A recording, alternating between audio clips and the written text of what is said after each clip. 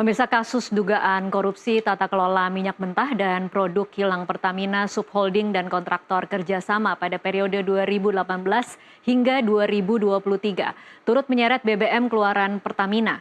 Kejaksaan Agung menemukan adanya manipulasi bahan bakar Pertalite yang dipasarkan menjadi Pertamax. Dugaan itu telah dibantah oleh Pertamina yang menyatakan kualitas BBM yang hingga saat ini berada di masyarakat dipastikan sesuai dengan peraturan yang telah ditentukan. Namun, dugaan oplosan BBM ini kadung memantikkan kekhawatiran masyarakat selaku konsumen. Seperti apa dampaknya jika benar terjadi pengoplosan Pertalite menjadi Pertamax? Kita akan tanyakan pada pegiat otomotif Fitra Eri yang sudah bergabung melalui sambungan Zoom. Selamat malam, Mas Fitra. Selamat malam. Iya, terima kasih sudah bergabung bersama kami di NTV Prime. Sama-sama. Ya, sebelum kita mulai perbincangan pada malam hari ini, kita akan sama-sama simak informasi berikut ini. Kejaksaan Agung mengungkap kasus korupsi tata kelola minyak mentah dan produk kilang pada anak perusahaan Pertamina tahun 2018 hingga 2023. 7 orang ditetapkan sebagai tersangka dalam kasus ini, termasuk Direktur Utama PT Pertamina Patraniaga Rifa Siahaan. Dalam pengadaan produk kilang oleh PT Pertamina Patraniaga, Rifa diduga melakukan pembelian untuk produk RON 92 atau Pertamax, padahal sebenarnya hanya membeli produk RON 90 atau Pertalite. Kemudian Pertalite tersebut di-blending atau dioplos di storage atau depo untuk dijadikan Pertamax dan dijual sebagai Pertamax. Dalam pengadaan produk kilang yang dilakukan oleh PT Pertamina Patraniaga, tersangka RS melakukan pembelian atau pembayaran untuk RON 92. Padahal sebenarnya yang dibeli adalah RON 90 atau lebih rendah, kemudian dilakukan blending di depo untuk menjadi RON 92 dan hal tersebut tidak diperbolehkan atau bertentangan dengan ketentuan yang ada. Fakta yang terungkap dalam kasus korupsi ini memantik kekhawatiran di masyarakat, khususnya konsumen yang selama ini menggunakan Pertamax untuk kendaraannya. Sebab penggunaan BBM yang tak sesuai peruntukan bisa berefek pada kerusakan mesin. Dari Jakarta, tim liputan NTV melaporkan. Iya, pemirsa, kita akan langsung berdiskusi bersama dengan pegiat otomotif Fitra Eri. Mas Fitra, ini kan hingga saat ini sebenarnya kita belum tahu pasti apakah benar dioplos atau tidak. Jadi kalau kita mau mencermati pernyataan dari Kejagung mengatakan bahwa tersangka RS melakukan pembelian untuk RON 92 Pertamax, padahal sebenarnya hanya membeli RON 90 atau Pertalite, yang kemudian dilakukan blending. Sementara hari ini kita menyaksikan banyak sekali komentar bantahan dari Pertamina yang memastikan bahwa produk yang sampai ke masyarakat itu sesuai dengan speknya, tidak ada Pertamax oplosan, dan di terminal-terminal storage di Pertamina Patraniaga tidak ada fasilitas blending untuk produk gasolin. Yang ada hanyalah fasilitas penambahan aditif dan pewarna. Nah, Anda sendiri kalau melihat bagaimana reaksi publik atau reaksi masyarakat yang terbaca di sosial media ya Mas Fitra, kan terasa banget begitu gaduh dan begitu merasa dibohonginya masyarakat. Anda sendiri apa yang ada di pikiran Anda pada saat pertama kali mengetahui informasi ini? Iya, saya rasa wajar kalau masyarakat berpikir seperti merasa dibohongi. Kok saya beli Pertamax dapatnya Pertalite gitu ya. Tapi faktanya kita sama-sama harus menunggu hasil penyelidikan. Karena yang namanya oplosan itu sebenarnya bahasa populer ya, tapi bahasa yang lebih saintifiknya itu adalah blending. Blending adalah proses yang wajar dilakukan. Nah, yang membuat masyarakat menjadi tidak percaya adalah karena Kejaksaan Agung menyatakan bahwa proses blending ini adalah ilegal.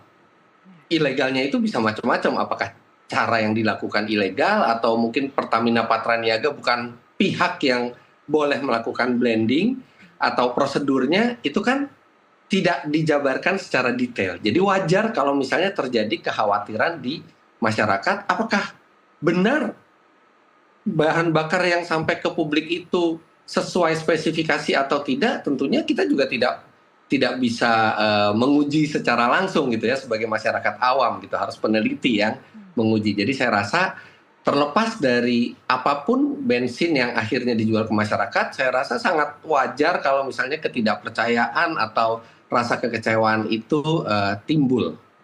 Baik, Mas Fitra, kalau pembicaraan di komunitas otomotif seperti apa? Ada tidak mungkin cerita-cerita atau pengalaman dari teman-teman Mas Fitra yang kemudian seperti menghubungkan antara pengalaman pribadi mereka yang mengalami kerusakan mobil, yang kemudian sekarang menjadi seperti seolah-olah masuk akal dengan fakta yang kita ketahui saat ini?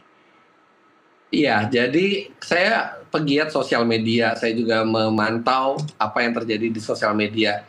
Jauh sebelum kasus ini terungkap, memang ada suara-suara yang menyatakan ketika mereka habis memakai produk Pertamina, itu mesin terasa tidak enak. Ketika mereka pakai produk lain yang swasta gitu ya, mereka bilang jadi lebih enak kendaraannya. Tapi kan itu bisa benar, bisa tidak, tapi memang ada sejumlah orang dan lumayan banyak gitu ya suara-suara seperti itu. Begitu kasus ini terkuak, itu seperti bola salju langsung. Nah kan akhirnya benang merahnya nyambung gitu semuanya. Iya. Terlepas apakah benar itu yang terjadi karena oplosan yang tidak sesuai standar atau tidak, tapi ya secara psikologis ini seperti menjadi bola salju yang semakin lama semakin besar, masyarakat jadi terpengaruh juga, dan saya rasa Pertamina harus cepat mengambil tindakan kalau tidak mau kehilangan kepercayaan dari masyarakat. Iya, Mas Fitra sendiri memakai Pertamax tidak? Saya pernah pakai Pertamax gitu ya, tapi biasanya saya sejak bensin swasta itu ada, saya memakai bensin swasta. Sebenarnya saya percaya mungkin kualitasnya itu mirip ya karena ada standar baku mutu. Tapi memang pelayanan yang saya cari waktu itu, jadi kadang-kadang kalau misalnya saya lagi nggak sempat ke pompa bensin swasta, saya isi di Pertamax. Tapi saya pernah menggunakan Pertamax. Pertalite enggak. Tapi tidak punya pengalaman bahwa setelah kemudian beralih ke bensin dari swasta, mesin lebih baik begitu ya Mas Fitra? Ya kebetulan saya juga bukan tipe orang yang suka gaspol kalau di jalan gitu ya. Saya bawanya biasa-biasa aja. Jadi buat saya pribadi saya belum pernah dapat pengalaman yang buruk sampai merusak mesin gitu. Ataukah mungkin saya kebetulan dapat yang bagus, karena kalau di Pertamina saya selalu pilih yang COCO, company owned, company operated gitu. Jadi Baik. yang mestinya baku mutunya lebih terjamin. Oke. Kalau kemudian benar fakta ini terkonfirmasi, benar ada oplosan atau blending yang ilegal, Mas Fitra, bagaimana BBM ini kemudian bisa mempengaruhi performa kendaraan dan mesin? Jika benar bahwa oplosan yang dilakukan itu tidak sesuai dengan standar dan hanya menaikkan oktan, mungkin saja oktannya itu sama, karena kan pasti diperiksa pada saat sebelum SPBU, sebelum dimasukkan biasanya itu diperiksa. Kalau misalnya prosedur itu dilakukan dan ternyata oktannya sama, tapi kita juga harus ingat bahwa yang namanya bahan bakar, oktan itu hanya salah satu propertisnya. Ada banyak propertis lain dari bahan bakar. Ada densitasnya alias kepadatannya, ada viskositasnya alias keencerannya, ada calorific value-nya, berapa kalor atau energi yang bisa dikeluarkan bahan bakar itu. Nah, kalau misalnya di bawah standar, itu akan berpengaruh ke kinerja dari mesin. Karena mesin bahan bakar itu adalah salah satu yang sangat vital.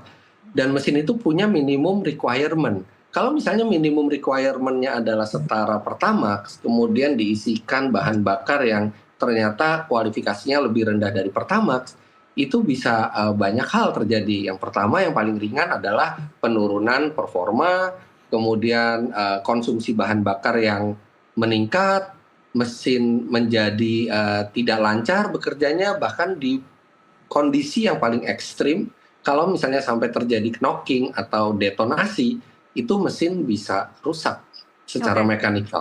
Oke, kalau bicara soal komponen mesin, apa yang paling rentan rusak akibat penggunaan bensin oplosan, apa kira-kira Mas Fitra? Tergantung, kalau misalnya ternyata bensin oplosannya itu masalahnya itu ada di kebersihannya, misalnya dia lebih kotor atau dia lebih kental, lebih banyak partikel yang kasarnya itu yang akan terkena lebih cepat adalah pompa bensin, kemudian juga filter bensin dan injektor. Tapi kalau masalahnya ada di oktan yang lebih rendah, itu kerusakannya bisa sampai ke bagian vital dari mesin, yaitu piston, stang piston, klep, ruang bakar, silinder head itu bisa hancur dalam saat bersamaan kalau misalnya karena oktan yang rendah dan terjadi detonasi atau ngelitik yang parah. Tiap mesin berbeda-beda toleransinya. Mesin sekarang sudah dibuat ada knock sensornya sehingga dia bisa menghindari knocking walaupun memakai bahan bakar dengan oktan lebih rendah, tapi tetap saja ada toleransi maksimalnya. Oke, bila sudah terlanjur rusak nih akibat bensin oplosan, apa kira-kira bagaimana langkah perbaikannya? Kalau misalnya yang paling ringan itu adalah misalnya injektornya rusak atau pompa bensin atau filter bensin, itu tinggal diganti saja dan harganya relatif tidak begitu mahal. Yang membutuhkan perbaikan cukup berat adalah kalau misalnya mesin rusak karena memakai bensin dengan oktan yang lebih rendah dari seharusnya, mesin ngelitik, terjadi pembakaran dini, terjadi tekanan yang sangat besar di ruang bakar yang akhirnya merusak piston, ring piston, stang piston, silinder head, itu bisa sampai harus turun mesin atau parah-parahnya ganti satu unit mesin baru. Oke, ini kalau mendengar rentetan skenario terburuknya berarti resikonya juga cukup besar bagi pengguna ya Mas Fitra? Iya, makanya saya sih berharap itu kemarin kejadian itu tidak sampai mempengaruhi kualitasnya ya. Karena kalau sampai mempengaruhi kualitas dari Pertamax, mungkin saja banyak kejadian-kejadian yang kita tidak tahu tapi pasti akan berdampak buruk ke mesin. Karena seperti saya bilang, bahan bakar itu adalah salah satu cairan yang sangat vital untuk kinerja mesin. Oke, baik. Kita akan break sejenak. Kita akan lanjutkan usai jeda. Pemirsa tetaplah bersama NTV.